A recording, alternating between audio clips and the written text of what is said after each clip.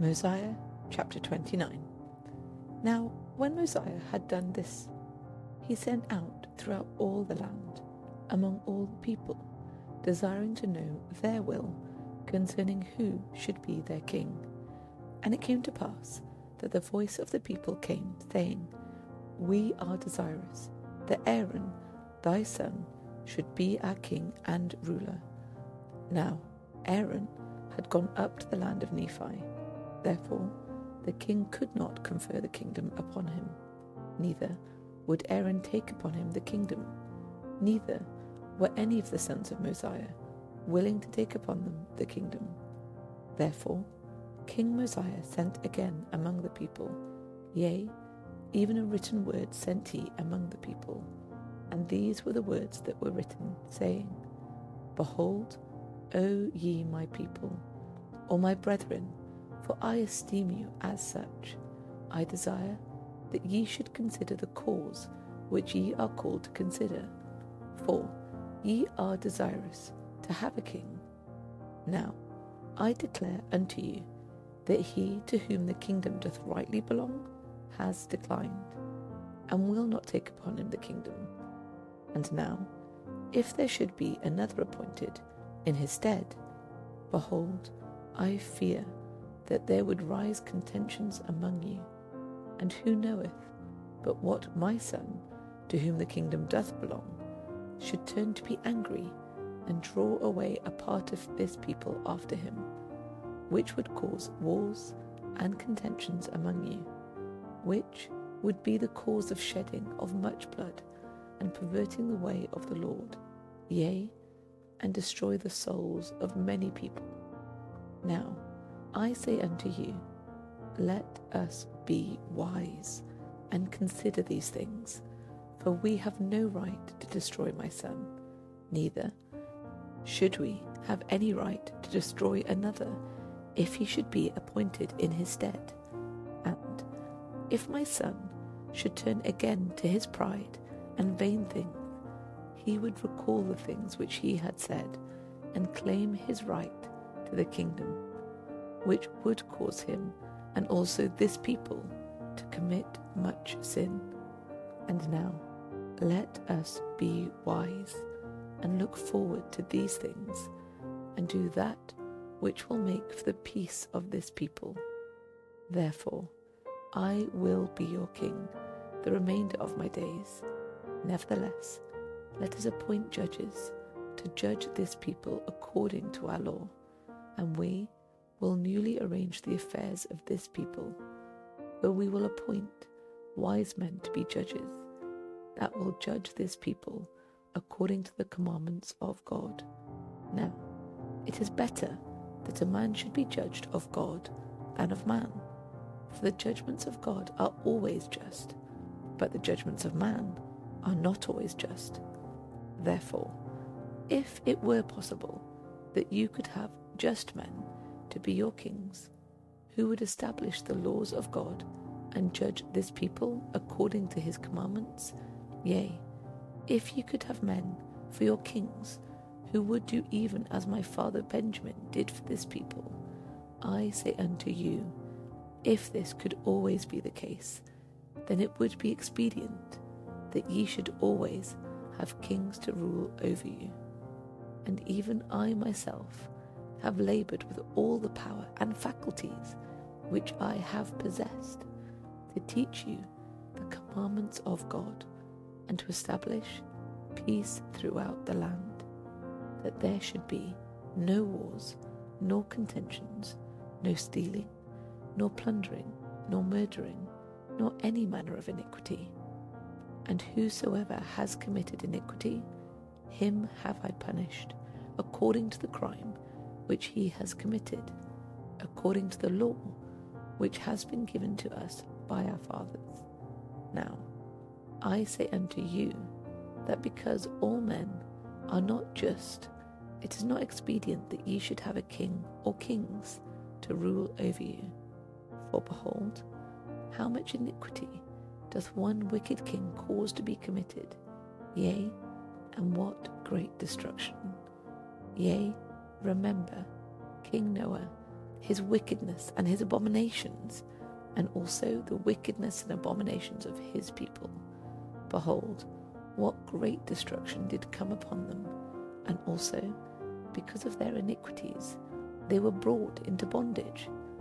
And were it not for the interposition of their all-wise Creator, and this because of their sincere repentance, they must unavoidably remain in bondage until now.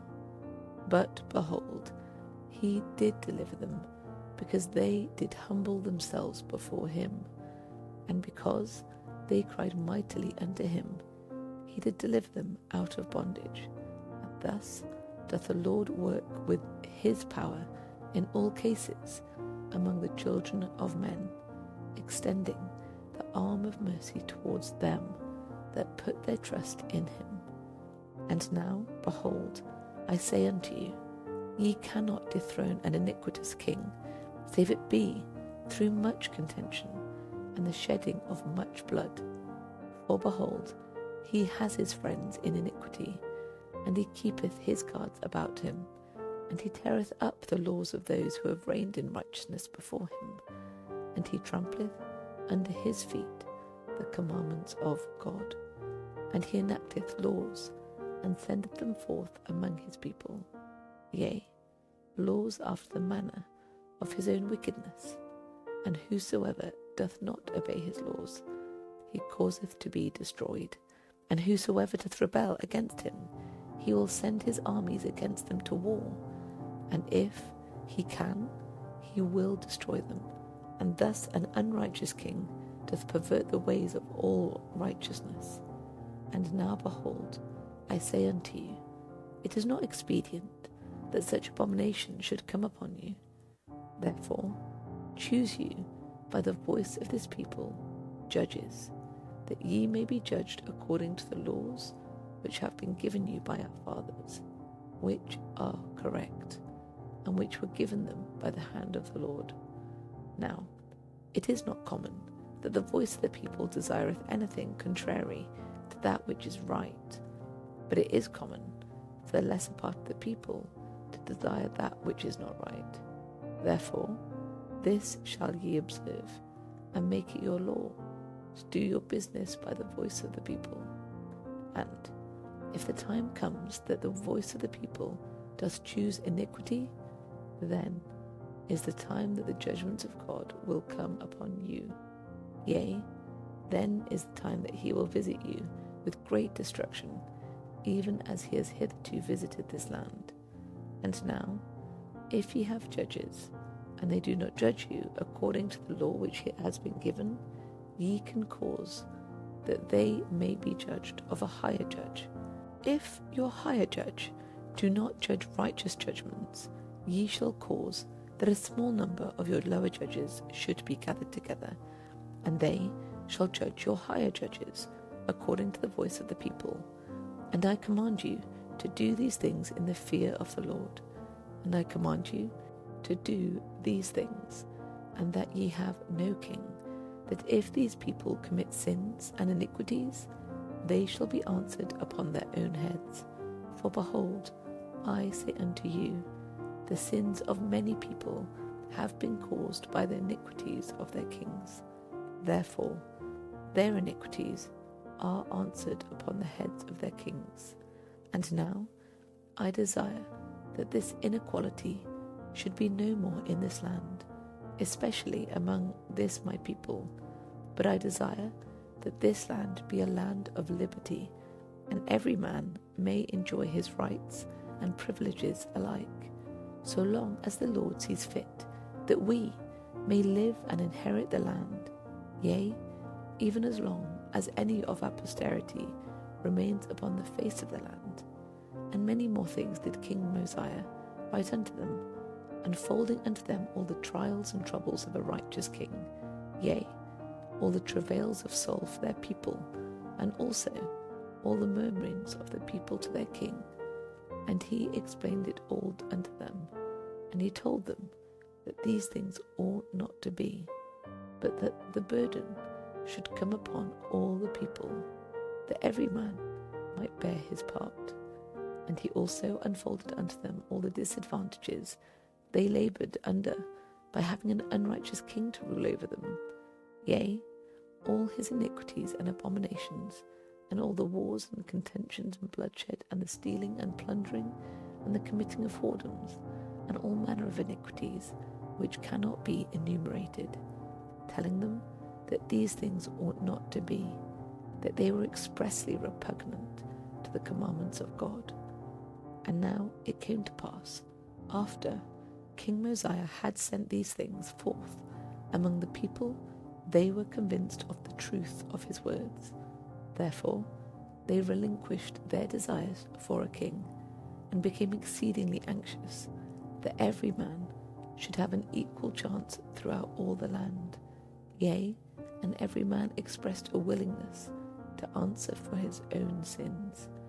Therefore it came to pass that they assembled themselves together in bodies throughout the land, to cast in their voices concerning who should be their judges, to judge them according to the law which had been given them. And they were exceedingly rejoiced, because of the liberty which had been granted unto them.